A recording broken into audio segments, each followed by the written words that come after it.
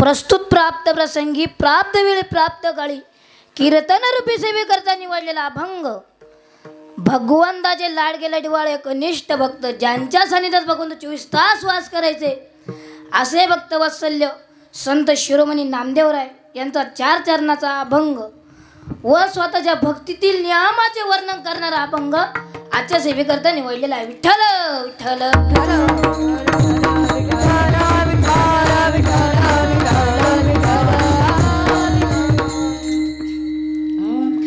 अभंगाचा सरळ सरळ अर्थ असा आहे की नामदेवराय भगवंताला म्हणतात, देवा तू मला हा देह दिलेला आहे, या देहाची मला जाणीव आहे, म्हणून मी आता या देहाची पर्वा न करता तुझी काय करीन, भक्ती करीन. देह जावो अथवा राहो पांडुरंगी दृढ भावो. एवढंच नाही तर तुझे चरण आहे ना, ते चरण माझ्या हृदयात ठेवीन. चरण न सोडी सर्वथा. तुला जर विश्वास जर नसेल तर तुझी शपथ घेऊन सांगतो, आण तुझी पंढरीनाथा. माझे हे जे मुख आहे ना, या मुखाने मी याची त्या चिंता न करता, याला त्याला शिव्या न देता तुझ्या मंगल नामाचे चिंतन करी.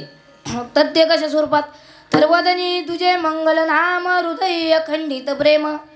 हृदयामध्ये अखंडित प्रेम ठेवीन. पण ऐक देवा, मी या देहाची पर्वा न करता तुझी भक्ती करीन, तुझं नामस्मरण करीन, तुझ्या मंगल नामाचे चिंतन करीन.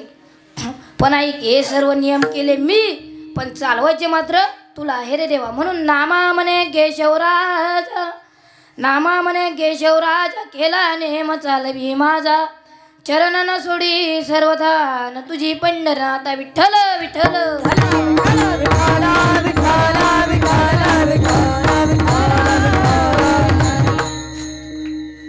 हा झाला अभंगाचा सरळ सरळ बोला ना. हा झाला अभंगाचा सरळ सरळ अर्थ. या झाला अभंगाच्या ठळक ठळक बातम्या. आता आपण हवामानाचा अंदाज घेऊन सविस्तर समाचार बघू.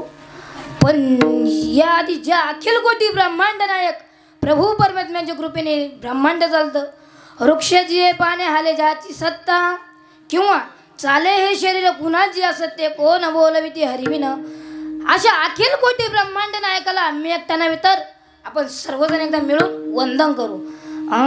महायोग पीठे ठेवी मरत्या वरम पुंडलिकाय दातुं महींद्रये समागत्य तिष्ठं तमानंद गंधं परब्रह्मलिंगं भजे पांडुरंग. पांडुरंगकारो प्रथमो नमन, पांडुरंगकारो प्रथमो नमन, पांडुरंगकारो प्रथमो नमन, पांडुरंगकारो प्रथमो नमन, पांडुरंगकारो प्रथमो नमन.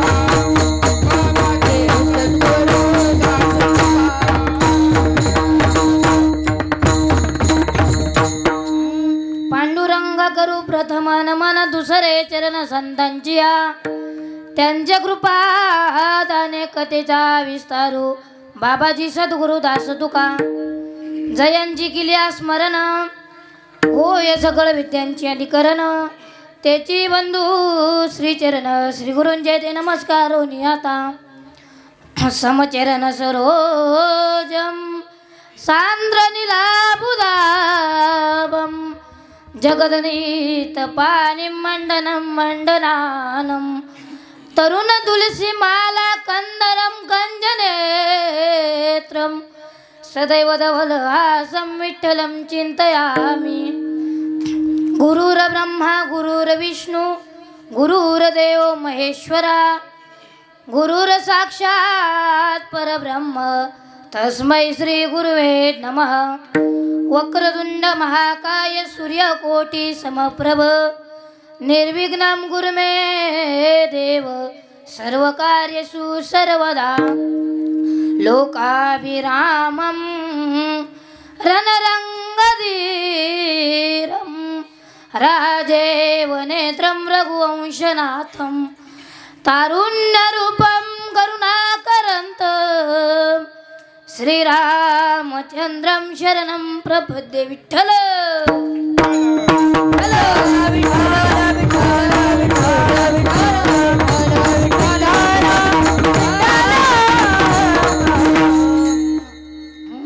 देह जावो अथवा राहो देह जावो अथवा राहो पांडुरंगी दृढ भाव चरण न सोडी सर्वथा न तुझी पंढरीनाथ. प्रस्तुत अभंगावर चिंतन करण्यापूर्वी आपण इथे कशासाठी जमलो आहात, किम कारणानिमित्त जमलो आहात हे सर्वांना ज्ञात आहे. परंतु वारकरी संप्रदायाच्या नियमाप्रमाणे व तसेच एका व्यक्तीचे आद्य कर्तव्य या न्यायाप्रमाणे अल्पसहा परिहार देणे उचित ठरेल. तर तो असा की ज्या अखिल कोटी ब्रह्मांड नायक प्रभू परमात्म्याच्या कृपेने व तसेच ज्ञानोबराय तुकोबराय आदी करून सगल महात्म्यांच्या कृपा आशीर्वादाने व तसेच आपले उपस्थित ज्ञानीजन गुणीजन गायक वादक टाळकरी माळकरी विणकरी पेटी मास्तर वालदार चोपदार खाली बसलेले माझे श्रोतेवर्ग त्यामध्ये माझ्या माता भगिनी पितावर्ग सर्व आले टाळकरी माळकरी खाणारे पिणारे म्हणजे चहा कॉफी वगैरे वगैरे या सर्व माता पितांचा दर्शन जग मला प्राप्त झाला. म्हणून आजची सेवा माझ्यासारखी आज्ञानी बालकाकडे सुपूर्त झाली. भगवंत जशी सद्बुद्धी देईन तसं मी बोलण्याचा प्रयत्न करणारच आहे. पण त्याआधी तुम्हाला सर्वांना एक विनंती आहे, तुम्ही मला शांततेचं योगदान द्या. म्हणजे चालू कीर्तनात कोणी बोलू नका. जर बोलायचं जर असेल ना गुपचूप करा. तुम्ही म्हणशाल महाराज बडबड कधी गुपचूप करतात. अहो मी आहे ना, मी सांगतो ना तुम्हाला बडबड गुपचूप कशी करायची. तू कधी आली, कोणा सांगाली,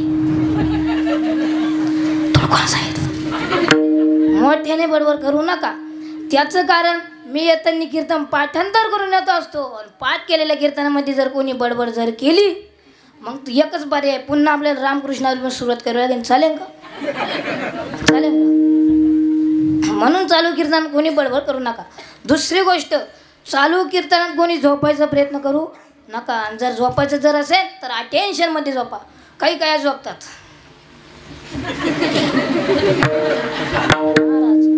म्हणून चालू कीर्तन कोणी झोपू नका. तिसरी गोष्ट, चालू कीर्तन कोणी उठून जाण्याचा प्रयत्न करू नका.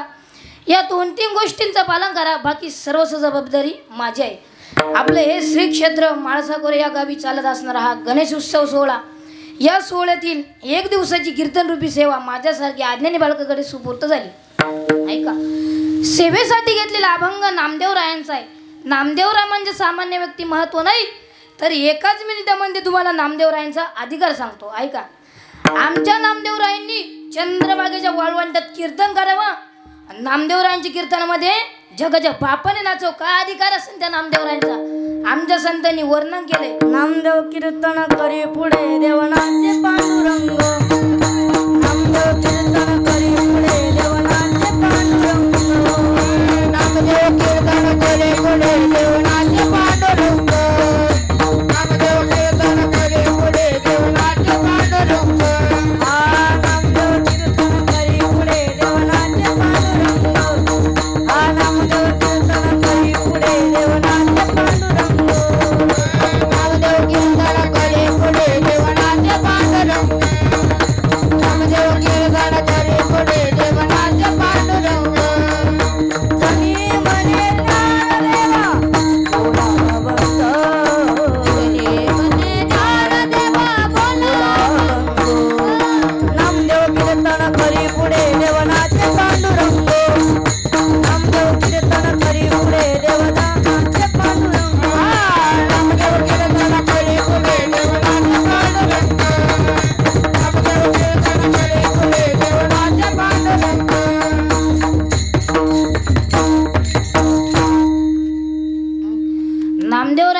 कीर्तन करावं. नामदेवरायांच्या कीर्तनामध्ये देवाने नाचव काय अधिकार असेल त्या नामदेवरायांच्या. आमच्या कीर्तनासाठी विनेकरची सुद्धा हलत नाही महाराज. तुम्ही नाही बरं का, तुम्हाला राग नका येऊन देऊ. दुसऱ्या कीर्तनातले सांगतो तुम्हाला महाराज ऐका. नामदेवरायांच्या कीर्तनामध्ये देवानं इतके नाचले, देव इतके नाचले की देवाचा पितांबर गळाला. नाचता नाचता देवाचा गळा पितांबर. नाचता नाचता देवाचा गळा पितांबर. नाचता नाचता देवाचा गळा पितांबर. नाचता नाचता देवाचा गळा पितांबर. सावध होई गा देवा ऐसे बोले कबीरा. सावध होई गा देवा ऐसे बोले कबीरा. बोले कबीरा. नाम कीर्तन करी पुढे देवनाथ पांडुरंग. नाम कीर्तन करी पुढे देवनाथ पांडुरंग. नामदेव कीर्तन करे पुढे देवनाथ पांडुरंग. नामदेव कीर्तन करे पुढे देवनाथ पांडुरंग.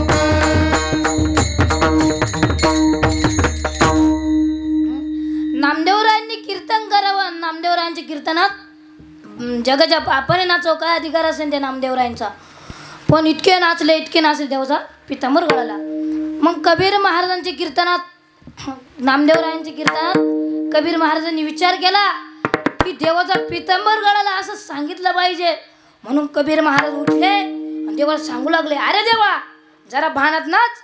तरी देवाचं नाचत दानकं झालो. ढिंचांग डिचांग ढिंचांग नाही बरं का. तरी देवाचं नाचत दानकं झालोच. कबीर महाराज सांगून सांगून कट्टळले तरी देवाचं नाचत दानकं झालोच. कबीर महाराज खाली येऊन बसले आणि खाली बसल्यानंतर खाली काही साधू संत सुद्धा बसलेले होते. त्यांनी विचार केला.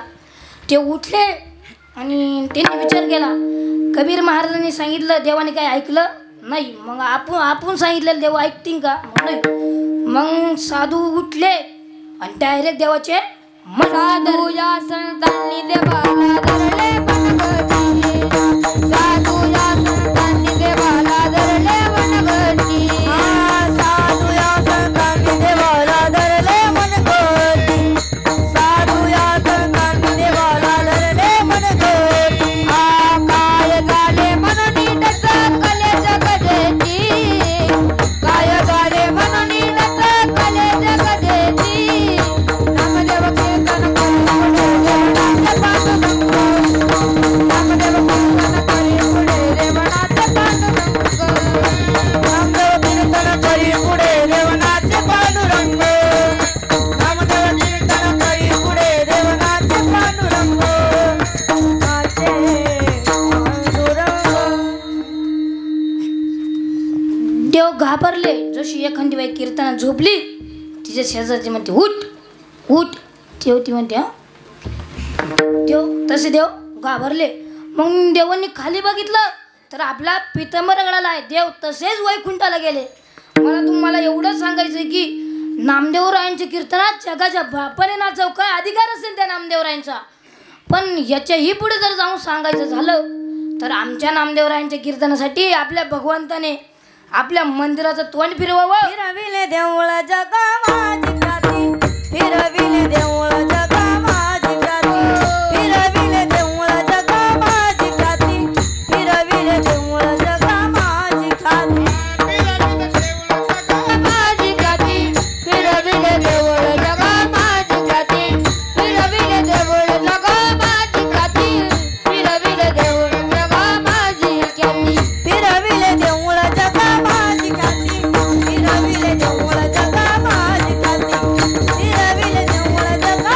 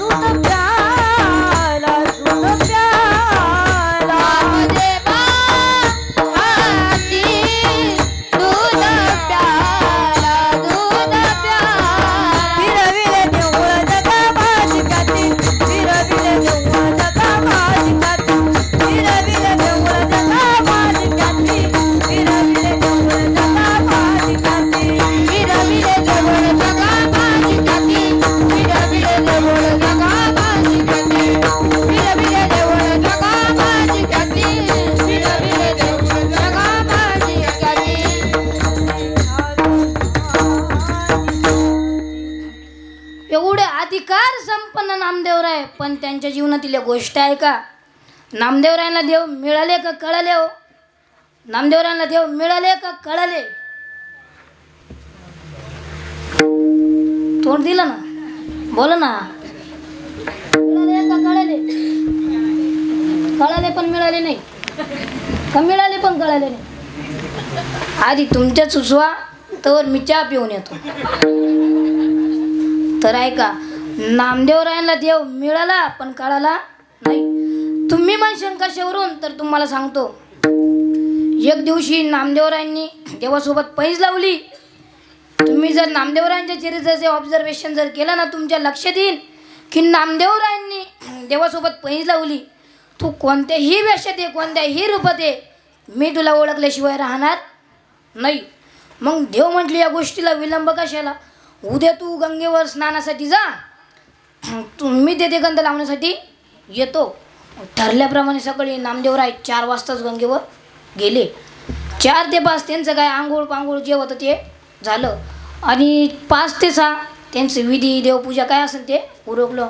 आणि कंप्लीट 6 वाजता नामदेवरायाने हातावर गंध उघडला आणि देवाची वाट पाहायला लागली. महाराज ऐका, 6चे 7 झाले तर ही देव यायना, 7चे 8 झाले तर ही देव यायना महाराज, 8चे शेवट 9 वाजले देवच यायना. पण तेथे एक प्रकार घडला. बुंगा असा उडत उडत उडत उडत आला. नामदेवरायांनी हातावर गंध उघडलेला होता ना, त्या हातावर येऊन बसला. मात्र नामदेवरायांना राग आला. नामदेवराय म्हटले, अरे आपला भगवंत गंध लावण्यासाठी येणार आहे आणि या बुंग्याने गंध उष्ट केला. म्हणून नामदेवराय रागाने हात वर गेला असा. जशी त्याच्या सुईच्या हाताची ठेवली अशी, तुम्ही होते महाराज बरोबर, अशी ठेवली होती बघा. तो भुंगा काही अंतरावर जाऊन पडला. 2 मिनिटांमध्ये त्याची झांज गेली. 3ऱ्या मिनिटाला तो भुंगा पुन्हा उडत उडत उडत उडत आला आणि हातावर येऊन बसला. मात्र नामदेवरायला आता खूप राग आला. नामदेवरायाने हाताची बाई वर केली अशा दोन्ही पण. जशी त्याच्या उलट्या हाताची ठेवली बरोबर, तो भुंगा गेला, अजूनही आला नाही. पण नामदेवराय रागाने घरी गेले आणि डायरेक्ट महारावळ्यामध्ये आले. महारावळ्यामध्ये गेल्यानंतर देवाला हात जोडून नाही म्हणले, देवाला गेले असे देव म्हणू लागले, अरे देवा तुला लाज वाटायला पाहिजे रे. अरे इतरांना फसवतो त्यात काही नवल नाही रे, पण तुझ्यावर जीवापाड प्रेम करणारे आणि मनापासून भक्ती करणाऱ्या भक्ताला तू फसवतोस. तेव्हा देव म्हटले, अरे नामदेव झालं तरी काय ते तर सांगशील, थोडा शांत व्हायन मग मला सांग. तेव्हा नामदेव म्हटले, वा यालाच म्हणते चोराची उलट्या बुआंबा. म्हणजे मी तुझ्यासोबत पैज लावली होती. मी गंगेवर स्नानासाठी जाईन, तू तेथे गंध लावण्यासाठी ये. मी सकाळी तुझी 6 वाजेपासून तर 10 वाजेपर्यंत तुझी वाट बघितली, तू डोकावून सुद्धा बघितलं नाही. तेव्हा देव म्हटले, नामदेवा एकदा नाही 2दा आलो होतो. पहिल्यांदा आलो तर सुईच्या हाताची बसली. मग मी विचार केला, भक्त कोण एकदा का व्हायना चुकी होतच असते, म्हणून मी 2ऱ्यांदा आलो. आल्यानंतर सुई उलट्याच हाताची बसली. तेव्हा देव म्हटले, परत काही येण्याची हिंमतच झाली नाही रे. मग नामदेवरायांनी डोक्याला हात लावला. नामदेवराय म्हटले, म्हणजे ते तुम्ही होते का? म्हणजे देव भुंग्या रूपी आले, म्हणजे ते भुंग्याच्या रूपात आलेले देव नामदेवरायांना कळाले नाही. म्हणून नामदेवरायांना देव मिळाले पण कळाले नाही. पण ऐक, नामदेवरायांना देव कळावा म्हणून ही तळमळ्याच्या छोट्याशा मुक्ताईला लागली. ती मुक्ताई नामदेवरायांना तीर्थयात्रेला घेऊन जात असताना रस्त्यामध्ये एका ठिकाणी संत शिरोमणी घोरोबा काकांनी सर्व संतांची परीक्षा घ्यायची ठरवली. तेव्हा त्या परीक्षेमध्ये नामदेवराय कच्चे ठरले आणि सर्व संतांनी एकच जयघोष केला, नामा कच्चा रे कच्चा, नामा कच्चा रे कच्चा, नामा कच्चा रे कच्चा, नामा कच्चा रे कच्चा, नामा कच्चा रे कच्चा, नामा कच्चा रे कच्चा, नामा कच्चा रे कच्चा. बिना गुरु का बच्चा, बिना गुरु का बच्चा, बिना गुरु का बच्चा, गुरु का बच्चा, कच्चा रे कच्चा.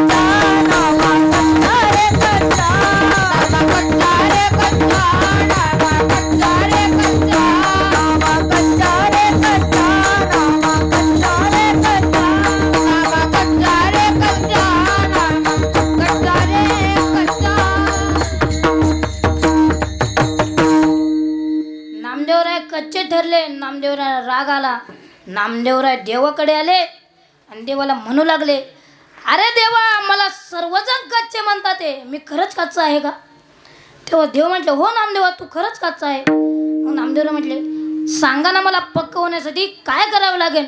तेव्हा देव म्हटले, तुला ना गुरु करावं लागेल. तेव्हा नामदेवराय म्हटले, आता मी गुरु कुठे शोधू?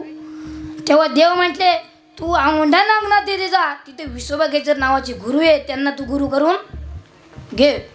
ठरल्याप्रमाणे सकाळी नामदेवराय औंढा नागनाथला गेले. त्याचं मारून घोड्याला निघाला. हो, औंढा नागनाथला गेले. तेथे मंदिरात जात असताना त्यांनी एक विचित्र दृश्य बघितलं. एक रक्तपिटी झालेला म्हातारा त्या महादेवाच्या पिंडीवर पाय ठेवून झोपलेला होता. तेव्हा नामदेवराय म्हटले, मी याला गुरु करू? चे ही गोष्ट शक्य होणार नाही, पण जाता जाता थोडा उपदेश तरी करून जाऊ. तेव्हा नामदेवराय म्हटले, बाबा, तो देव आहे, तुम्ही त्याच्यावर पाय ठेवून झोपलेत. तेव्हा विसोबा गेजर म्हटले, अरे नामदेवा, माझं वय झालं रे, माझी इंद्रिय मला उचलत नाही, तेवढे पाय उचल, जेथे देव नाही तेथे ठेव. नामदेवराय चकित झाले. नामदेवराय म्हटले, मी तर माझं नावही सांगितलं नाही, काहीच नाही, नी ओळखलं कसं काय? नामदेवराय म्हटले, आपली तशी चर्चा चालूच आहे, आलं असं यांच्या कानावरती. मग नामदेवरायांनी काय केलं, ते पाय उचलले, जेथे देव नाही तेथे ठेवले. महाराज तिकडे ही महादेवाची पिंड तयार झाली. नामदेवरायांना वाटलं जिथून उचलले तेथेच नाही ठेवले.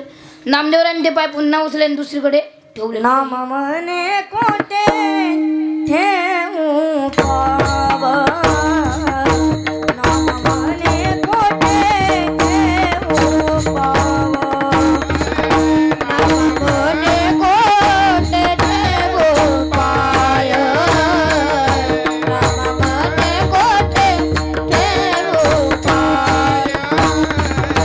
नाम मने कोटे ठेवू पाव, नाम मने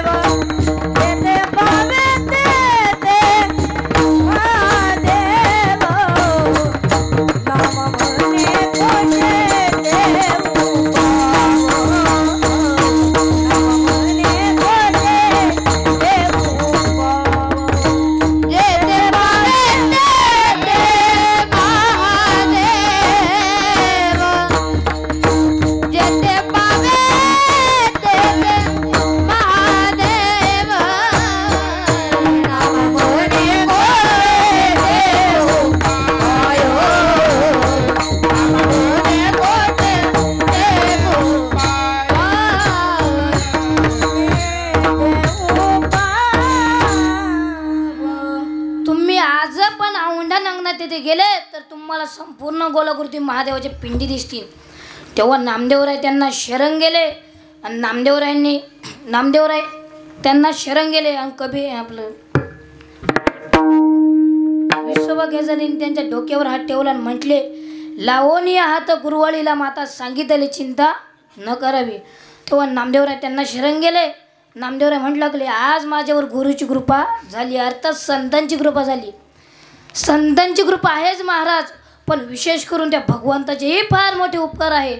तेव्हा नामदेवरायांनी विचार केला, अरे हा उपदेश ज्यांच्यामुळे आपल्याला लागू झाला तो म्हणजे हा देह.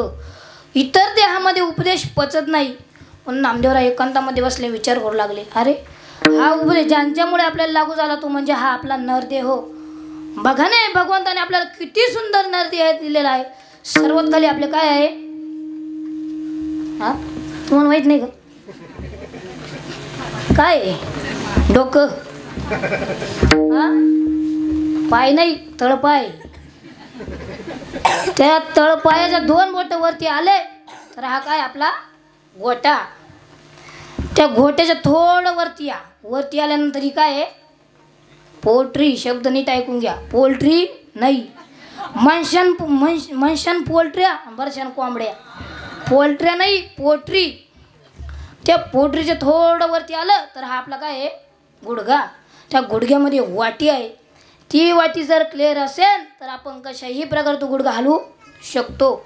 नाहीतर एखादा गाडीवरून जर पडला असेल तर त्याला जाऊन विचारा अवकळा कशा होतात. माझी काय अजून सरकलेली नाही आणि माझी सरकल्यावर तुम्हाला नक्की सांगाल.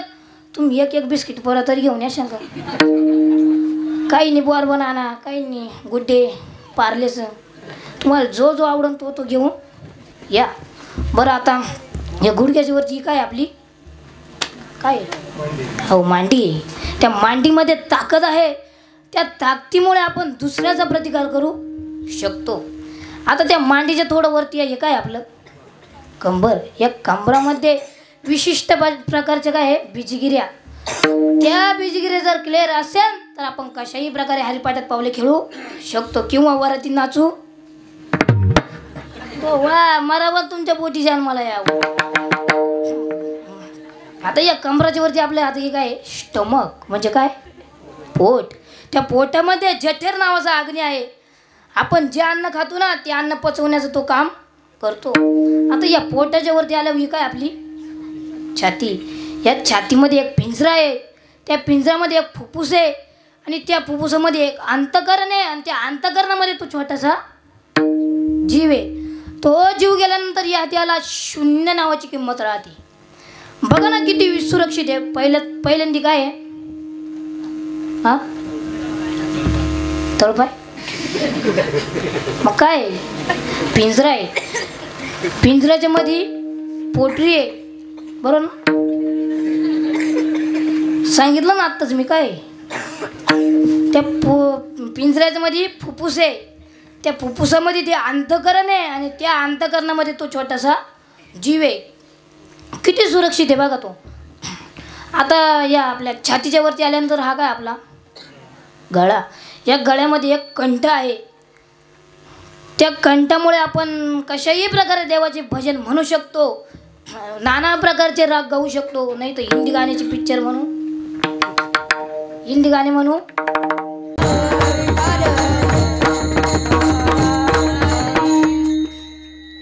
आता या नाकाच्या खाली आल्यानंतर हे काय आपलं तोंड.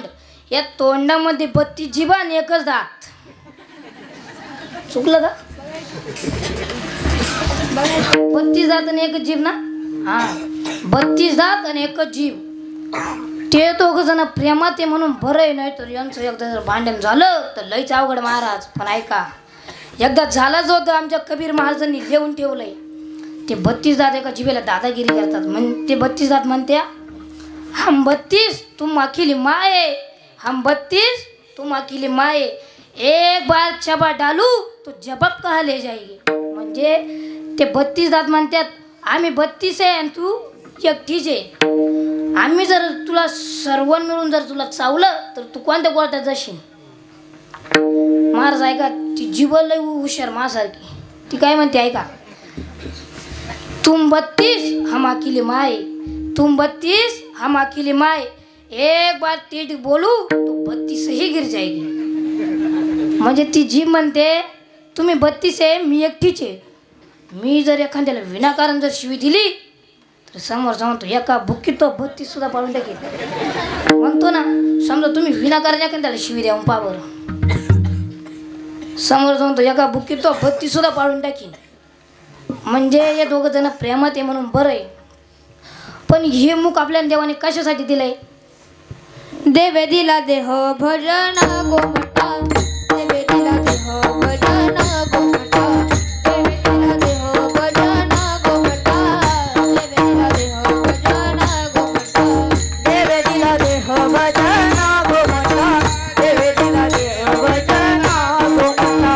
देवे दिला देह भजन गोमटा. देवे दिला देह भजन गोमटा. देवे दिला देह भजन गोमटा.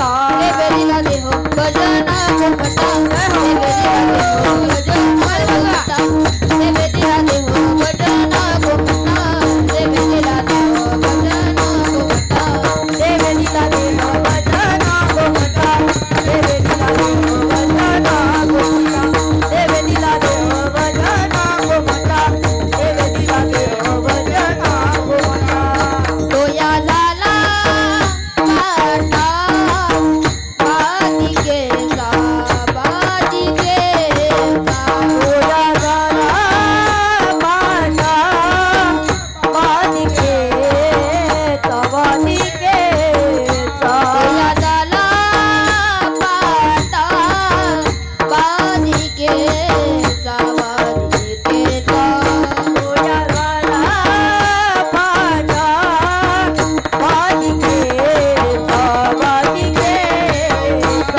दिला देह भजन दिला देह भजन देवी दिला देह भजन देवी दिला देह भजन देवी दिला देह भजन देवी दिला देह भजन देवी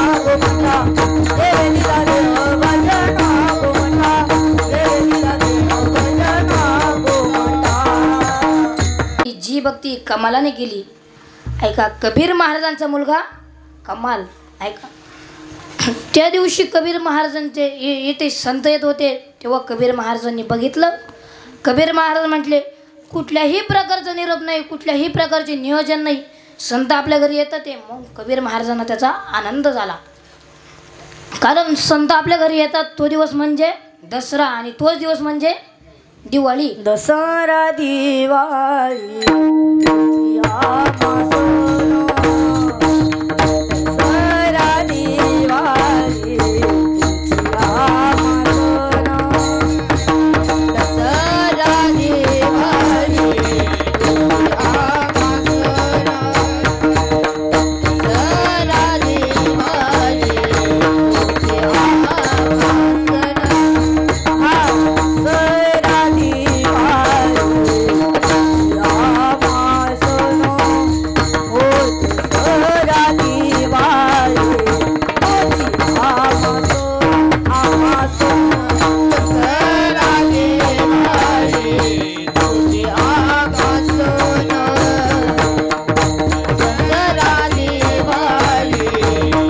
या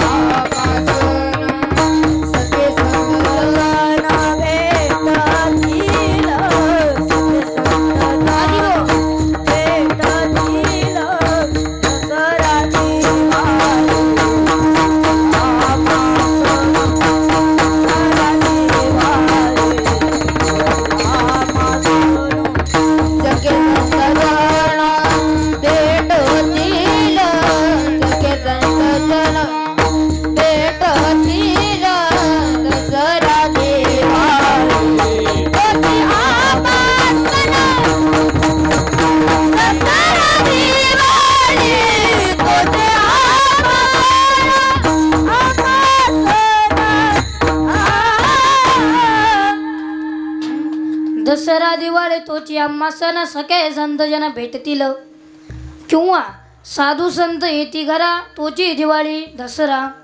ऐका हे प्रमाण पहिले काळात म्हणायचे, आताच्या काळात म्हणतात साधू संत येती घरा पुढचे दार बंद करा मागच्या दाराने प्रवेश करा नाहीतर गुस्तीन बरा बरा. पण ऐका आपल्याला साधा भिकारी सुद्धा सहन होत नाही. ऐका एखादा भिकारी एखादा याचक जर आपल्या दारात येताना जर बघितला तर आपण दरवाजा बंद करतो. तो भिकारी तो बिचारा बाहेरून दरवाजा वाजवतो, माय भिक्षावाड माय माय भिक्षावाड असं म्हणत असतो. पण आपण आतून काय म्हणतो, घरात कोणीही नाही. विचार करतो मधून का भिंतरी ओढतात का. अहो आपल्याला साधा भिकारी सुद्धा सहन होत नाही तेव्हा ही संत केव्हा सहन होणार. पण ऐका कबीर महाराजांच्या इथे संत आले, कबीर महाराजांना आनंद झाला. पण कबीर महाराजांनी एका साईडनी दुःख झालं. कारण संत आपल्या घरी आले याचा कबीर महाराजांना आनंद झाला पण त्यांना आपल्याला देण्यासाठी काहीच नाही याचा कबीर महाराजांना दुःख झालं. पण कबीर महाराजांनी ते संत आले, कबीर महाराजांनी त्यांना बसण्यासाठी आसन दिलं, पिण्यासाठी पाणी दिलं आणि आतमधल्या खोलीमध्ये गेले. कबीर महाराज त्यांच्या पत्नीला सांगू लागले की आपल्या घरी संत आले त्यांना खाण्यासाठी काहीतरी बनव. तेव्हा ती म्हटली बनवलं असतं बरं का खिचडी भात, साधा खिचडी भात बनवला असता पण आपल्याकडे तांदूळ काय साऱ्या कण्यासुद्धा नाही. मग कबीर महाराज विचार करतात. कबीर महाराज 2-3 मिनटं विचार करतात. कबीर महाराज म्हणते आता आपल्याला चोरी केल्याशिवाय पर्याय नाही. मग कबीर महाराजांनी लगेच एक पिशवी घेतली, त्या पिशवीमध्ये सुरा घेतला आणि चोरी करण्यासाठी निघाले. पण तेवढ्यात कबीर महाराजांचा तो 11 वर्षाचा मुलगा होता ना, तो म्हणतो बाबा कुठे चालला ते तुम्ही. कबीर महाराज म्हणते काही नाही जरा काम आहे जरा आलो बाहेरून जाऊन.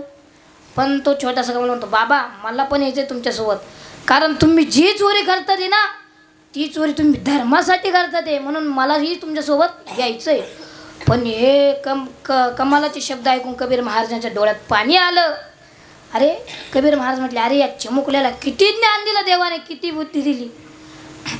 मग कबीर महाराजांनी एका हातात पिशवी घेतली आणि एका हातात कमालाला घेतलं. चोरी करण्यासाठी वाण्याच्या तिथे गेले. तेथे गेल्यानंतर वाणी बाबा गाढ झोपेत होता. मग कबीर महाराजांनी त्या भिंतीला छिद्र पाडलं आणि त्या चित्रातून त्या छोट्याशा कमालाला आतमध्ये टाकलं. तो कमाल आतमध्ये गेला आणि आतमधून दरवाजाची कडी उघडली. कबीर महाराज दरवाजाने आतमध्ये आले. आतमध्ये आल्यानंतर तो कमाल गाढ झोपेत होता. कबीर महाराजांना सर्वात प्रथम ध्रुवाच्या राशी दिसल्या, म्हणजे पैसे दिसले, धन दिसलं. पण कबीर महाराजांनी विचार केला की हे धन पैसे आपल्या काहीच कामासाठी नाही. आपल्याला जे जे लागतं, मूग मीठ डाळ मिरची जे जे लागतं ते गरजेपुरतं घेऊ. मग कबीर महाराजांनी जे जे लागतं ते गरजेपुरतं त्यांनी घेतलं आणि जाण्यासाठी निघाले. कबीर महाराजांनी विचार केला, आपण काय पुरती आपली चोरी करून चाललो, पण ही जर खरोखरच्या जर चोरांनी जर बघितलं तर वाण्याचं अख्खं दुकान धुवून टाकतील. मग कबीर महाराज विचार करतात. तेवढ्यात तो कमाल म्हणतो, बाबा एक करा, तुम्ही बाहेर जा, मी आतमधली कडी लावतो. तुम्ही मला त्या छिद्रातून आतमध्ये टाकलं ना, त्या छिद्रातून मी बाहेर येतो, पण येताना त्या वाण्याला उठून येतो, नको त्याची चोरी व्हायला. मग कबीर महाराज बाहेर जातात. तो वाणी बाबा, तो छोटासा कमाल होता ना, त्याने आतमधली कडी लावली आणि वाण्यापाशी गेला. गदा गदा गदा गदा त्याला हलवलं, जागं केलं आणि छिद्राच्या दिशेने तुरु तुरु तुरु तुरु पडू लागला. पण ऐका, कमरेपासून वरती कमाल बाहेर निघला आणि कमरेपासून आत कमाल खाली मध्ये राहिला. तेवढ्या त्या वाण्याने त्या कमालाचे पाय धरले. कबीर महाराजांनी बाहेरून कमालाचे हात धरले. कबीर महाराज बाहेर ओढतोय, तो वाणी बाबा मध्ये ओढतोय. त्या ओढ्यात आणि तो छोटासा जीव म्हणतो, बाबा मला खूप दुःख होतंय, बाबा मला खूप त्रास होऊ राहिला. पण ऐका, तो छोटासा कमाल म्हणतो, बाबा तुम्ही जर मला जर सोडून जर गेले तर संपूर्ण गावाला माहिती मी तुमचा मुलगा आहे. आणि जर कळालं कबीर महाराज चोरी करतात, तुम्हाला भिक्षा सुद्धा कोणी वाढणार नाही. तुमच्या दारात आलेले संत निर्मुख जातील. पण ऐका, तो छोटासा कमाल म्हणतो, बाबा एक करा ना, माझं मुडकं कापा आणि हे धड जरी त्या वाण्याच्या हाती गेलं ना, त्याला मुडक्याशिवाय ओळखू येणार नाही. कबीर महाराज म्हणतात, असं करून मला जमणार नाही, कारण तुम्हाला एकटंच आहे आणि ही ईश्वरीय देणगी आहे, असं करू शकत नाही. पण तो छोटासा कमाल म्हणतो, बाबा तुम्हाला जे करायचं ना ते करा, पण मी सांगितलेलं योग्यच आहे. कबीर महाराज 2 मिनिटं स्तब्ध उभे राहतात. तिसऱ्या मिनिटाला पिशवीमधून सुरा काढतात आणि 4 दिवशी त्या कमलाचा मुडका कापतात आणि त्या पिशवीमध्ये टाकतात. पिशवीमध्ये टाकलं की आसू गाळत गाळत गाळत घराच्या दिशेने चालले. घरापाशी गेले. घराच्या आत मागच्या दाराने आतमध्ये प्रवेश केला. आतमध्ये प्रवेश केल्यानंतर कबीर महाराजांची पत्नी होती ना, विचारू लागली, स्वामी तुमच्यासोबत आलेला कमाल कुठं आहे? तेव्हा कबीर महाराजांचा कंठ दाटून आला. कबीर महाराजांना बोलण्यासाठी शब्दसुद्धा राहिला नाही. कबीर महाराजांच्या डोळ्यातलं पाणी आटून गेलं. पण तेवढ्यात त्या कबीर महाराजांच्या पत्नीने बघितलं, पिशवीतून रक्ताचे थेंब गळतात. त्या कबीर महाराजांच्या पत्नीने ते कबीर महाराजांच्या हातातून ती पिशवी हिसकली आणि आतमध्ये डोकून बघितलं तर त्या छोट्याशा कमालाचं मुडगं होतं. ते मुडगं वर काढलं आणि आपल्या छातीला लावलं आणि रडू लागली, अरे कमाल, अरे का गेलास मला सोडून, अरे का गेलास, अशी रडत होती. पण तेवढ्यात कबीर महाराज म्हटले, अगं रडू नको, हे जर संतांनी जर बघितलं ना, संतांना जर कळलं तुमचा मुलगा मेलेला आहे, आम्ही विटाळलेलं अन्न खात नाही, संत आपल्या दारातून निर्मुख जातील. पण किती ताकद असेल त्या आईमध्ये, आपल्या जन्मदात्या पोराचं धड नाही पण शिर आहे याची कल्पना सुद्धा नाही. मग त्या आईने, त्या कबीर महाराजांच्या पत्नीने आपल्या काळजावर मोठा दगड ठेवला आणि अश्रू मध्येच ठेवले आणि स्वयंपाक करायला लागली. महाराज स्वयंपाक केला आणि त्या संतांना जेव घातलं. पण त्यांना संशय नाही येऊ म्हणून हे दोघेही त्यांच्यासोबत जेवले. महाराज ते शिर होतं ना, ते शिर रात्रभर झाकून ठेवलेलं होतं. पण सकाळी संत जाण्यासाठी निघाले तेव्हा कबीर महाराज त्यांना वाटी लावण्यासाठी निघाले. वाटी लावण्यासाठी निघाले. गंगेच्या तीराने जात असताना एका ठिकाणी ते धड होतं ना, ते धड त्या वाण्याने ते राजाकडे दिलं होतं आणि ते धड त्या राजाने सुळावरती लावलं आणि तेथून संत जात होते. त्या संतांनी बघितलं, विचारू लागले, अरे कबीर, हे शिर कोणाचं आहे, धड कोणाचं आहे? धड आहे पण त्याला शिर नाही, मुंडकं नाही, हे कुणाचं आहे? तेव्हा कबीर महाराजांनी विचार केला, अरे काय खोटं बोलावंस या संतांसाठी. अरे जीवनामध्ये दुःख सांगावं तर संतांना सांगावं, नाही तर गुरुला सांगावं. शेजारच्या बाजारच्यांना दुःख सांगून कमी नसतं होत, तर ते दुःख वाढत असतं.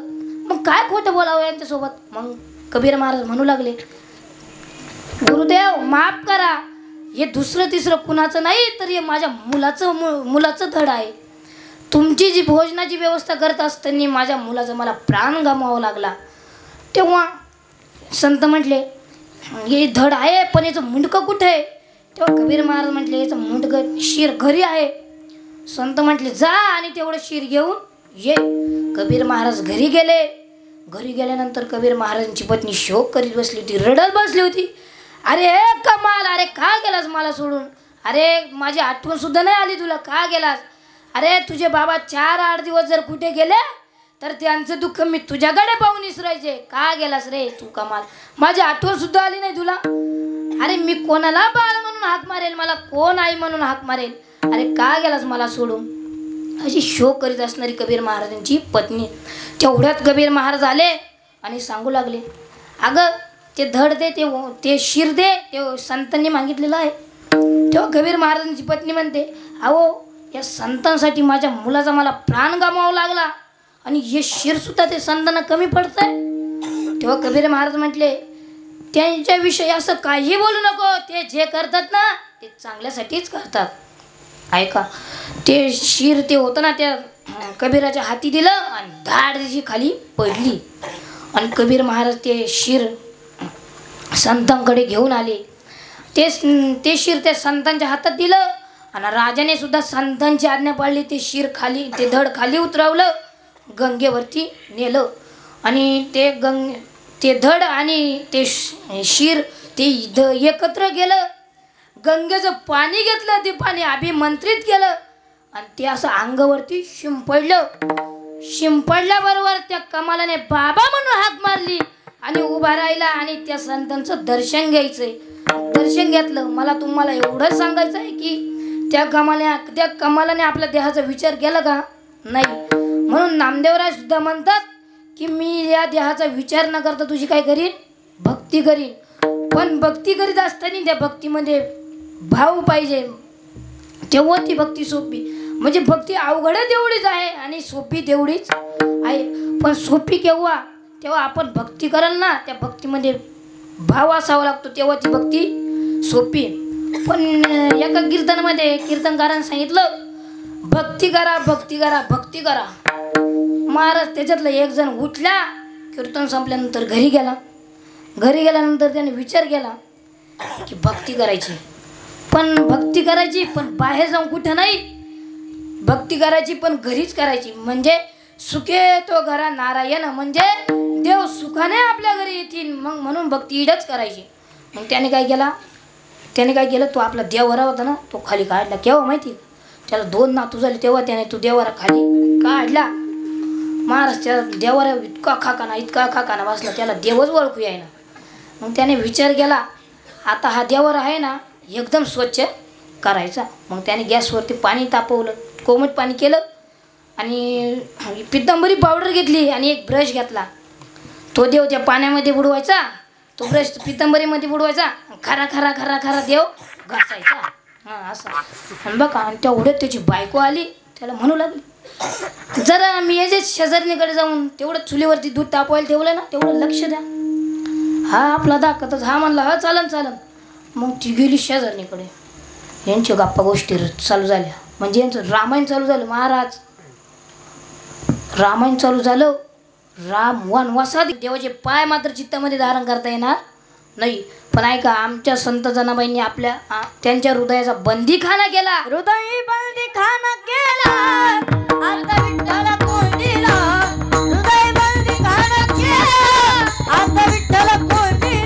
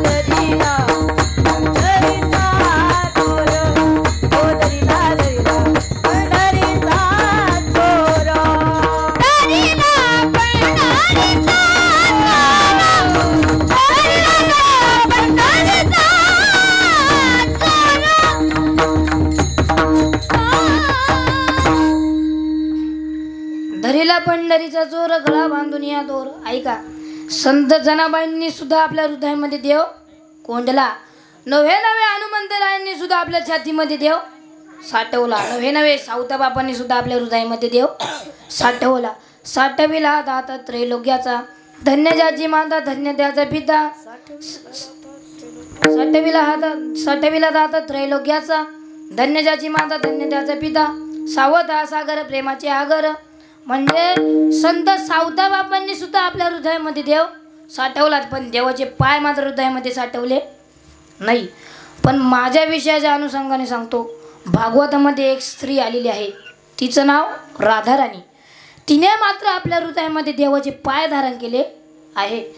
हा प्रसंग खूप गोड आहे. मी माझे गुरुवर्य हरिभक्तपरायण रामायणाचार्य सुवर्णमाई जमदडे माईंकडून मी श्रवण केलेला आहे. तो मी तुम्हाला सांगणार आहे. तो तुम्ही मोठ्या विश्वासाने श्रद्धेने ऐकावे अशी माझी इच्छा आहे. आता ऐका, भागवतामध्ये 2 राधांचं वर्णन आलेलं आहे. एक राधा ती तुम्ही ऐकली असेल, आनया गवळची गवळण राधा दया दुधाचा करीती धंदा. ही गवळण तुम्ही ऐकली असेल. पण दुसरी गवळण ती कोणती, तर भगवान श्रीकृष्णाच्या पोटामध्ये असणारी ती राधा, ती मी तुम्हाला सांगणार आहे. आता ऐका, आता बरेच लोक म्हणतात ते एकमेकावर प्रेम करायचे, ते पती पत्नी होते. पण हा लोकांचा काय आहे, गोड गैरसमज आहे. हा चांगल्यांचा गोड गैरसमज आहे, म्हणून मी हा गोड शब्द प्रयोग केला. आता ते पती पत्नी नसून तर ती राधा आहे ना, ती भगवान श्रीकृष्णाची कोण होती, सखी. नव्हे नव्हे ती एक भक्त होती. आता एक दिवस भगवान श्रीकृष्ण विचार करतात की लाखो गोपिका माझ्या स्वरूपात बोलतात, असं मी किती सुंदर आहे. मग भगवान श्रीकृष्ण एका बंद खोलीमध्ये गेले आणि आरशासमोर उभे राहिले आणि आपल्या देहाचं वर्णन करतोय. महाराज भगवान श्रीकृष्ण त्यांचं वर्णन करता करता करता करता भगवान श्रीकृष्णाच्या सावलीमधून एक तरुण मुलगी प्रगट झाली. ती दुसरी तिसरी कोणी नाही, तर ती भगवान श्रीकृष्णाची कोण होती, सखी. नव्हे नव्हे ती एक भक्त होती. आता ऐका, आता तसा जर विचार केला तर भगवान श्रीकृष्णाला किती बायका होत्या, 16,108 बायका होत्या. 16 सहस्त्र नारी भोग भोगणी ब्रह्मचारी. म्हणजे भगवान श्रीकृष्णाला 16,108 बायका होत्या. पण ऐका, त्याच्यामध्ये काही मुख्य बायका आहे, ते मी तुम्हाला सांगतो. एक पहिली रुक्मिणी, दुसरी जामवंता, तिसरी सत्यभामा, चौथी खुजामा, म्हणजे इत्यादी 8 बायका होत्या. पण ऐका, भगवान श्रीकृष्णाने त्या 8 जणींची वेगळी सोय केली होती. म्हणजे ऐका, प्रत्येकीला 1 रूम, प्रत्येकीला बेडरूम, प्रत्येकीला किचन, प्रत्येकीला फुल RCC बंगला, प्रत्येकीला एक स्विफ्ट डिझायर गाडी, थार, डबल बेड, त्यावर स्पंजची गादी, मोठी मोठी लोड, 32 इंची LED. अहो मी कशाला कमी सांगू. भगवान श्रीकृष्णांच्या बायकांचं वर्णन करायचं, त्या देवाच्या बायका होत्या, थोडी तुमच्या आमच्यांचं होतं. आता ऐका, एक दिवशी त्या 8 जणींच्या काय मनात आलं, त्या 8ही जणी सत्यभामेच्या बेडरूममध्ये यांची काय भरली, सभा भरली. त्यांनी अशी LED ऑन केली. ऑन केल्यानंतर श्रीधाम वृंदावन हा ही मालिका लावली. पण पहिलं दृश्य त्यांच्या डोळ्यासमोर आलं की हात खांद्यावरी राधिकेच्या, म्हणजे राधिकेच्या खांद्यावर हात ठेवला कोणी, भगवान श्रीकृष्णाने. मग भगवान श्रीकृष्ण राधेचा कोण झाला, कोण झाला, पती म्हणजे नवरा. आता ऐका, लक्ष देऊन ऐका सर. समजा आपल्या नवऱ्याने जर एखाद्या स्त्रीच्या खांद्यावर हात ठेवला तर काय होईल, हो आपला पारा 440°C वरती निघून जाईल. पण ऐका, त्यातली एक ती रुक्मिणी म्हणायला लागली, बाई हिला तर लाजच नाही, हिने तर पार लाज सोडून दिली. पण त्यातली जामवंती म्हणते, अहो तिला कशाला नाव ठेवी, त्या आपलंच दडावं नाही, तिला नाव ठेवून चालन का. मग ऐका, यांच्यामध्ये अशी चर्चा चालू झाली. तेव्हा ते म्हटले, आपला पती सगळ्या जगाचा बाप, सगळ्या जगाचा काय आहे, बाप आहे. मग याला काही शासन करता येणार नाही. पण ती राधा आहे ना, ती राधा, तिला मात्र आपण काय करायची, शिक्षा करायची. मग लगेच सत्यभामेच्या टॅबवरून लगेच राधेला फोन केला. हॅलो राधा, कुठे? राधा म्हटली, मी वृंदावनला आहे. तू त्वरित द्वारकेला ये. 8 जणी म्हणू लागले तू त्वरित द्वारकेला ये, तुझ्या दर्शनाची आम्हाला ओढ लागलेली आहे म्हणून तू त्वरित द्वारकेला ये. तेव्हा त्या राधेने विचार केला, दर्शन देण्यासाठी नव्हे तर दर्शन घेण्यासाठी अवश्य जावं लागेल. ती राधा लगेच वृंदावनच्या एअरपोर्टवरून विमानामध्ये बसली. कुठं उतरली? माळसाकोऱ्यात. मग कुठं उतरली? ऐका, विमानामध्ये बसली आणि डायरेक्ट कुठं उतरली? द्वारकेला उतरली. आता त्या राधेने सत्यभामेच्या महालामध्ये प्रवेश केला. बघितलं 8ही पत्न्या उपस्थित आहे, पण यांची आपत्कालीन चर्चा चालू होती. त्या चर्चेमध्ये निर्णय असा लागला की ती राधा आल्यानंतर तिला अतिशय उष्ण दूध पिण्याकरता द्यायचा, म्हणजे अतिशय गरम दूध पिण्याकरता द्यायचं. त्यांनी लगेच चूल पेटवली. चूल कशाला? गॅस नाही, आता शेगडी लावली. त्याच्यावर 1 लिटर दूध तापण्याकरता ठेवलं. महाराज ते दूध इतकं तापवलं, इतकं लाल बुंद केलं ते दूध. त्यात असं बोट जरी बुडवलं ना, एक आतडे मांस अगदी गळून पडेल, फक्त हाड शिल्लक राहील असं दूध तापवलं. ते दूध तापवून फक्त 1 ग्लासभर केलं आणि ते 1 ग्लासमध्ये ओतलं आणि राधेला म्हणू लागले की भगवान श्रीकृष्णाचा प्रसाद म्हणून एवढं दूध सेवन करा. पण तिने विचार केला भगवान श्रीकृष्णाचा प्रसाद आहे. मग तिने काहीच विचार केला नाही, कसं आहे काय नाही, तिने काहीच विचार केला नाही. पण महाराज आपल्याला थोडा जरी गरम चहा आला ना, आपण बशीत होतो. बशीतला कापातला बशीतला कापातला बशीतला कापातला बशीत चालून द्यायचं रात्रभर. आपण तो गार करतो, नको चटका बसायला. पण ऐका, त्या ठिकाणी राधेने विचार केला की आपला भगवान श्रीकृष्णाचा प्रसाद आहे. ती भगवान श्रीकृष्णाच्या प्रेमामध्ये एकदम वेडी होऊन गेली होती. तिने विचार केला नाही कसं आहे काय आहे कसं नाही, तिने विचार नाही केला. आपण जसं पाणी पितो ना, तसं तिने ते घाट ते दूध पिऊन घेतलं आणि निघून गेली. शहाणे माणसं त्यांच्या कामापुरतेच थांबतात, ते आपला वेळ व्यर्थ घालत नाही. महाराज ती निघून गेली आणि यांच्यामध्ये झाली चर्चा चालू. एवढं तू तापवलं होतं, हिला तर काहीच आलं नाही, कुठेतरी काहीतरी हा गोड आहे. मग यांची चर्चा चालू झाली. ते म्हटले हिनं तर हा केलं नाही, हिनं तर फूस केलं नाही, फास केलं नाही, तर फूस केलं नाही, काहीच केलं नाही, नेमकं झालंच काहीच नाही हिला. काही म्हटले हिला बाहेरचं येतं का, काही म्हटले हिला मधलं येतं का. महाराज यांच्यामध्ये चर्चा चालू झाली. यांची चर्चा चालत असताना बाहेर अशी थार आली. त्या थारमधून भगवान श्रीकृष्ण असे खाली उतरले आणि ते लेझिम खेळत दरवाजापाशी आले. पुढून रुक्मिणी आईसाहेब पुढून आल्या आणि भगवान श्रीकृष्णाने बघितले. भगवान श्रीकृष्ण लगेच खाली बसल्यानंतर रुक्मिणी तिथे आली आणि तो पाय होता ना कृष्णाचा, तो आपल्या मांडीवरती ठेवला. बघितलं बापरे, कृष्णाच्या पायाला एवढे फोड कसे काय आले. मग ती विचारू लागली तुम्ही काटे घेऊन चालले का, तुम्ही बिना चपलीचे चालले का, तुम्ही तापलेल्या वळवून चालले का, असे नाना प्रकारचे प्रश्न विचारू लागले. पण भगवान श्रीकृष्ण म्हणाले ही सर्व करामत केली ती तुम्हीच केली. तेव्हा ते 8 जणी म्हणू लागले हो आम्ही तर काहीच नाही केलं तुमच्या पायाला, तुम्ही कसं काय बळचाळा घेऊन राहिले. त्यांची चर्चा चालू झाली. पण ऐका, भगवान श्रीकृष्ण म्हणाले तुम्ही त्या राधेला दूध पाजलं का. 8 जण म्हणलं हा, पण आम्ही त्या राधेला दूध पाजलं आणि तुमच्या पायाला फोड येण्याचा संबंध काय. भगवान श्रीकृष्ण म्हणाले तुम्ही त्या राधेला दूध पाजलं ना, ती राधा अशी ती दूध असं वरतून पिली. ते वरतून पिल्यानंतर ते दूध तिच्या कुठे गेलं, चित्तात गेलं. महाराज ती दूध असं तिनं वरतून पिल्यानंतर ती दूध डायरेक्ट तिच्या चित्तात गेलं. भगवान श्रीकृष्ण म्हणाले तिने नेहमी माझे पाय तिच्या चित्तात धारण केले. मग तिने ते दूध असं वरतून पिल्यानंतर ती दूध तिच्या चित्तात गेलं आणि डायरेक्ट माझ्या पायावरती पडलं. परिणाम असा की माझ्या पायाला फोड आले. मग नामदेवराय सुद्धा म्हणतात की या राधा राणीसारखे मी सुद्धा तुझे पाय माझ्या चित्तात धारण करीन. अभंगाचा 3य चरण. वदनी तुझे मंगल नाम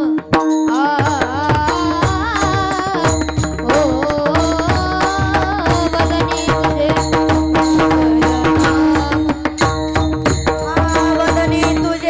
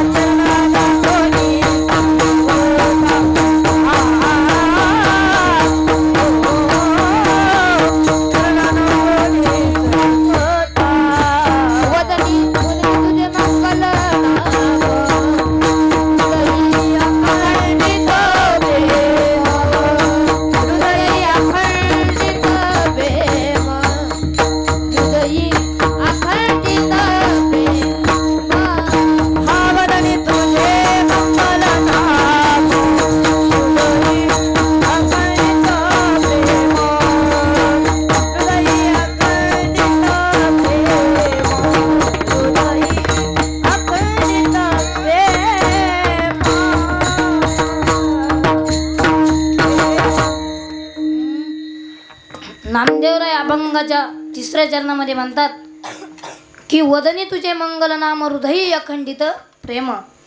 म्हणजे नामदेवराय म्हणतात वदन म्हणजे हे मुख, या मुखाने मी याची त्याची निंदा न करता याला त्याला शिव्या न देता तुझ्या मंगल नामाचे चिंतन करीन. कारण या जगामध्ये देवाचं नाव काय आहे? देवाचं नाम मंगल आहे. म्हणून या मुखाने मी याची त्याची निंदा न करता याला त्याला शिव्या न देता तुझ्या मंगल नामाचे चिंतन करीन. मंगल भगवान विष्णू मंगल गरुड ध्वजा मंगलम पुंडरीकाक्ष मंगलम तनोहरी. नामदेवराय म्हणतात मी या मुखाने याची त्याची निंदा न करता तुझ्या मंगल नामाचे चिंतन करीन. वदनी तुझे मंगल नाम हृदय अखंडित प्रेम. हृदयामध्ये अखंडित प्रेम ठेवीन. पण ऐका, प्रेमामध्ये सुद्धा बदल आहे. ऐका, आई मुलावर करते ते प्रेम वेगळं, भाऊ बहिणीवर करतो ते प्रेम वेगळं, शिक्षक विद्यार्थ्यावर करतो ते प्रेम वेगळं, देव भक्तांवर करतात ते प्रेम वेगळं, बाप मुलावर करतो ते प्रेम वेगळं, परशा आरचीवर करतो ते प्रेम वेगळं. आता ऐका, पण ज्या दिवशी देव भक्तांवर प्रेम करतात ना ते प्रेम जगाच्या वेगळं असतं.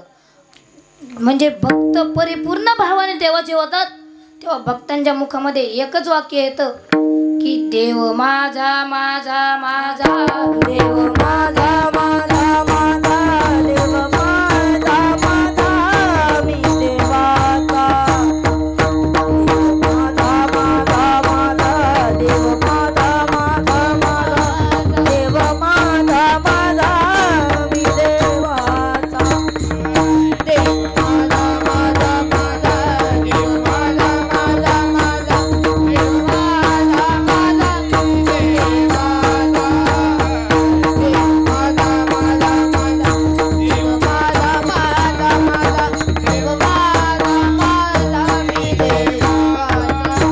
हीच माझी सत्यवाचा, हीच माझी सत्यवाचा, देव माझा माझा माझा, देव माझा माझा माझा, देव माझा माझा मी देवाचा, देव माझा माझा माझा, देव माझा माझा माझा, देव माझा मी देवाचा, माझा माझा माझा, देव माझा माझा माझा, देव माझा माझा मी देवाचा, देव माझा माझा माझा, देव माझा माझा माझा, देव माझा माझा मी देवाचा, देवाचा. भक्तांच्या मुखामध्ये सुद्धा एक वाक्य येतं की लावोनी हात गुरुवाळीला माता सांगितली चिंता न करावी. पण देवाचं आणि देवाचं प्रेम भक्तांवर कसं आहे तर ऐका, भगवान परमात्मा आपलं नामदेवराय काय आहे? भक्त आहे आणि भगवान परमात्मा देव आहे. पण भगवान परमात्म्याच्या विषयी नामदेवरायांचं बोलणं आहे की देवा या मुखाने मी याची त्याची निंदा न करता याला त्याला शिव्या न देता तुझ्या मंगल नामाचे चिंतन करीन. पण ते चिंतन करीत असताना हृदयामध्ये अखंड स्वरूपाचा भाव ठेवीन. वदनी तुझे मंगल नाम हृदय अखंडित प्रेम. हृदयामध्ये अखंड स्वरूपाचा भाव ठेवीन. त्या प्रेमाला कधी अंत नाही, त्या प्रेमाला कधी खंड नाही. असं अखंड स्वरूपाचा तुझा भाव ठेवीन. म्हणून नामदेवराय म्हणतात की देवा मी सुद्धा या देहाची पर्वा न करता तुझी काय करीन? भक्ती करीन. त्या भक्तीमध्ये भाव ठेवीन, त्या भक्तीमध्ये भाव ठेवीन आणि प्रेम सुद्धा ठेवीन. म्हणजे थोर प्रेमाचा बुकेला हाची दुष्काळ तयाला. नामदेवराय म्हणतात मी या मुखाने याची त्याची निंदा न करता याला त्याला शिव्या नाही देतात तुझ्या मंगल नामाचे चिंतन करीन. मग आपण सर्वजण एकदा त्या देवाचं एकदा भजन करू. सगळ्यांनी एका मोठ्या प्रेमाने हात वरती करा बरं. सगळे उभे खाली बसलेले सगळे हात वरती करा. ज्याला हात असतील की दृढ भाव. चरण न सोडी सर्वदान तुझी पंढरीनाथा. वदनी तुझे मंगल नाम हृदय अखंडित प्रेम. चरण न सोडी सर्वदान तुझी पंढरीनाथा. 3 चरणाचा भावार्थ तुमच्या समोर ठेवलेला आहे आणि कमी वेळेमध्ये आपल्याला शेवटचा चरणाचा भावार्थ बघायचा आहे. आता ऐका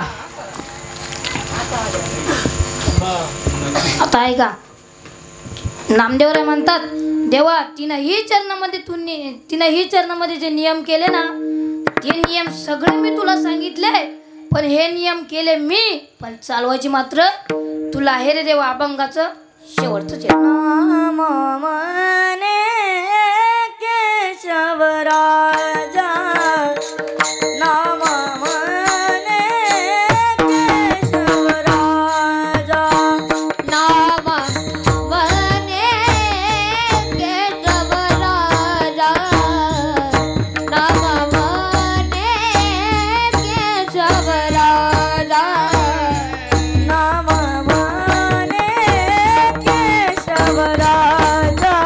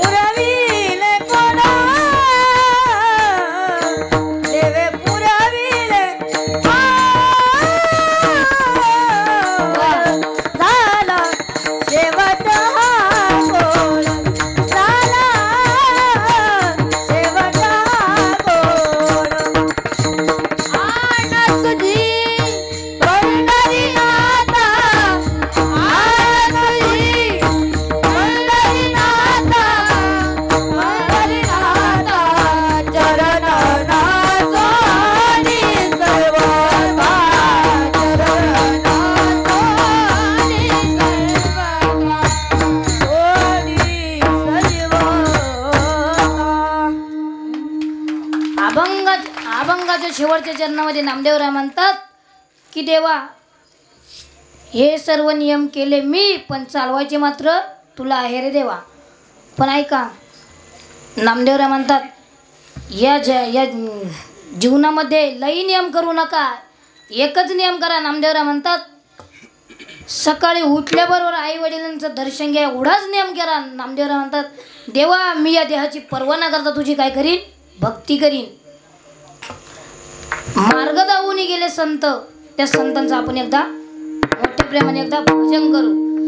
ज्ञानेश्वर माऊली ज्ञानराज माऊली तुकाराम, ज्ञानेश्वर माऊली ज्ञानराज माऊली तुकाराम, ज्ञानेश्वर माऊली ज्ञानराज माऊली तुकाराम, ज्ञानराज माऊली तुकाराम.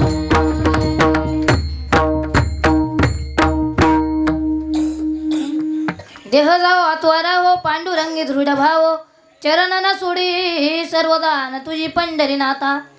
वदनी तुझे मंगल नाम हृदय अखंडित प्रेम, चरणन सोडी सर्वदान तुझी पंढरीनाथा.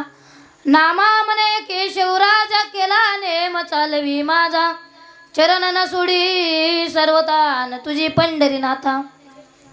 झालेली सेवा प्रभू परमात्म्याच्या चरणी व तुम्हा जनता जनार्दनाच्या चरणी व विशेष करून माझे गुरुवर्य वैकुंठवासी हरिभक्तपरायण वारकरी रत्न अनिलजी महाराज जमदडे व तसेच हरिभक्तपरायण रामायणाचार्य सुवर्णमाई जमदडे यांनी मला आईसारखं जीव लावलं, आईसारखं जीव लावून शिकवलं.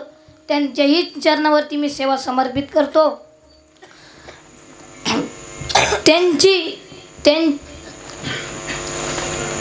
त्यांची कृपा आहेच, पण तुमचीही कृपा जर असेल तर दवासे ताकद धुआमे होतीये. या न्यायाप्रमाणे मी सुद्धा माझ्या आईवडिलांची स्वप्न पूर्ण करण्याचं काम करीन. घ्यारे घेऊ नका रानभरी, या न्यायाप्रमाणे तुम्हीही ऐकलं, तुम्हालाही धन्यवाद देतो. पण गावातील भजनी मंडळ त्यांनाही धन्यवाद देतो. माझ्यासोबत आलेले आमच्या ज्ञानराज वारकरी शिक्षण संस्थेतील सर्व विद्यार्थी, यश महाराज असतील, सार्थक महाराज असतील, सिद्धू महाराज असतील, सर्व आले विनकरी